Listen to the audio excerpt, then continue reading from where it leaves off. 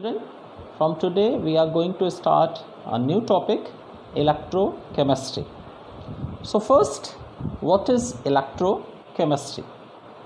So according to the definition of electrochemistry, it is the branch of chemistry which deals with the study of relationship between electrical and chemical energy and interconversion of one form of energy into another is called electrochemistry.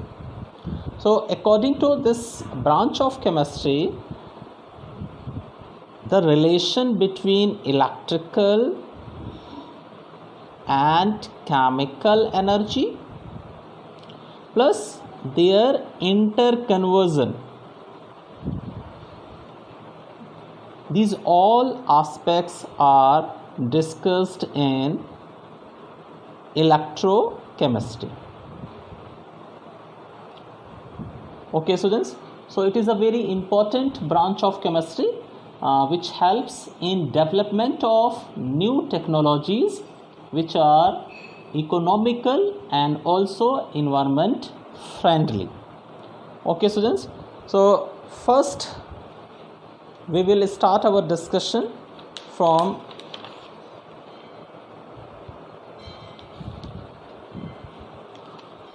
the heading electrochemical cell.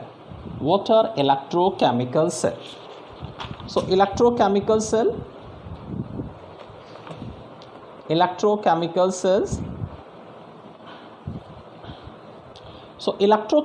cells are the equipment or systems which can convert electrical energy in chemical energy or chemical energy in the form of electrical energy. Okay, students, so devices or the system which can convert electrical to chemical energy or from chemical to electrical energy, such devices are known as electrochemical cells. Now these cells are of two types, galvanic cell and electrolytic cell. Galvanic cell and electrolytic cell.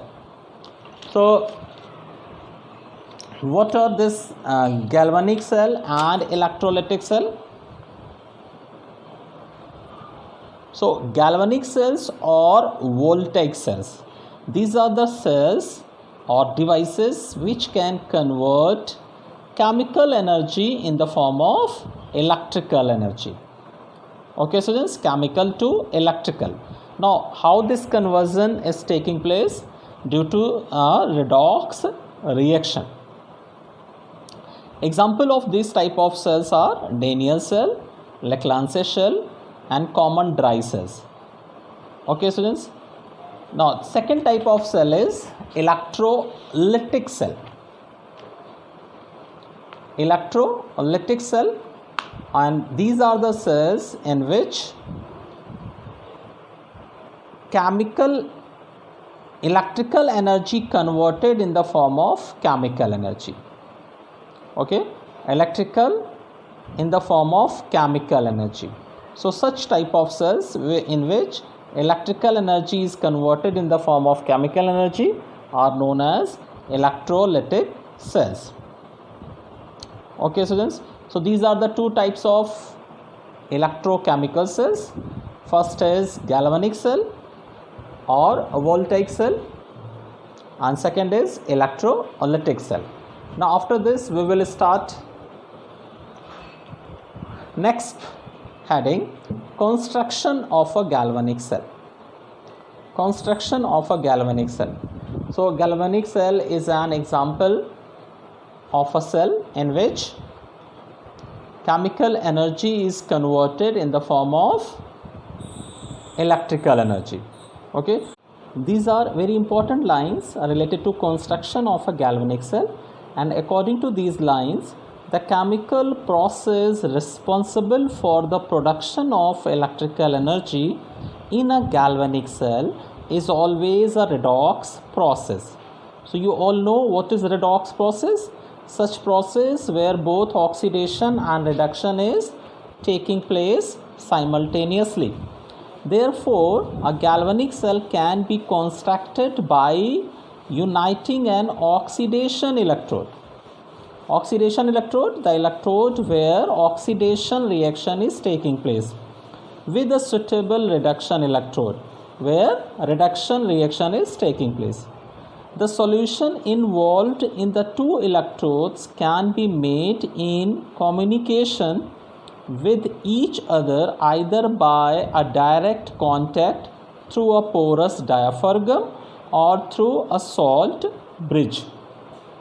So to make interconnection between the two different solutions which are taken in different electrodes, we use a porous pot, which is also known as porous diaphragm, or we can use a U-shaped tube of glass which is filled with a specific electrolyte with agar-agar, and this system is known as salt bridge.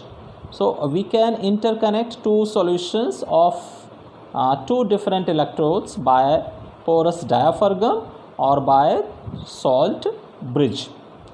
In outer circuit, the two electrodes are connected to a device which is capable of utilizing the electrical energy produced. Okay, students. So this is a diagram of construction or a representation of a Daniell cell, and this is also known as zinc copper cell. Zinc copper cell. So as you can see from here, in this galvanic cell, zinc electrode is made up of a beaker which is filled with aqueous zinc sulfate and having a zinc rod dipped in a zinc sulfate, and the other electrode is made up of a beaker containing aqueous solution of copper sulfate with a copper rod present in copper sulfate solution. Now this zinc electrode is anode of the cell. This is the anode of the cell, and this copper electrode is cathode of the cell. Okay, students, this salt bridge is used here to make interconnection between these two solutions. Now this salt bridge is having a semi-solid paste of agar-agar with KCl, potassium chloride. So this the semi-solid paste which is made up of agar-agar and potassium chloride filled inside the U shape of glass tube, and the opening of this glass tube is closed with a cotton plug. So this instrument is known as salt bridge, which is acting as a communicator between these two solutions of the electrodes. Okay, students, so this is the construction of the galvanic cell. Now zinc electrode is anode of the cell. So at this electrode oxidation will take place, and this is the cathode of the cell. Here a reduction will take place. So under oxidation reaction, this zinc rod, the zinc will oxidized in the form of zinc ion and produce electrons. So due to this oxidation reaction, this electrode is known as oxidation electrode, or zinc electrode is oxidation electrode of the cell. So the electrons which are produced here move from this electrode towards the cathode. Now here in this cathode, copper ions will be converted in the form of copper, and for this conversion copper ion will require electrons, and these electrons are provided by this zinc electrode. Okay students, so that is why at zinc electrode oxidation is taking place and at copper electrode reduction is taking place. So electrons are moving from zinc electrode to copper electrode. So electron donor electrode is the negative pole of the cell. So keep in your mind that in galvanic cell, anode is the negative pole of the cell because this anode is the donor of electron and this cathode is user of the electrons. It is using electrons, that is why it is positive pole of the cell. So cathode is positive pole of the cell and anode is negative pole of the cell. Okay students, so the direction of movement of electrons is from zinc to copper electrode, and that is why electricity will move from copper to zinc electrode. So the flow of electricity is always in opposite direction to the flow of electrons. Okay students, so this is the construction and structure of the galvanic cell. After this, salt bridge. Now what is a salt bridge? A salt bridge is a U-shaped glass tube filled with either a concentrated solution of an inert electrolyte such as KCl, KNO3, K2SO4, etc., or the solidified solution of such an electrolyte in agar, and gelatin.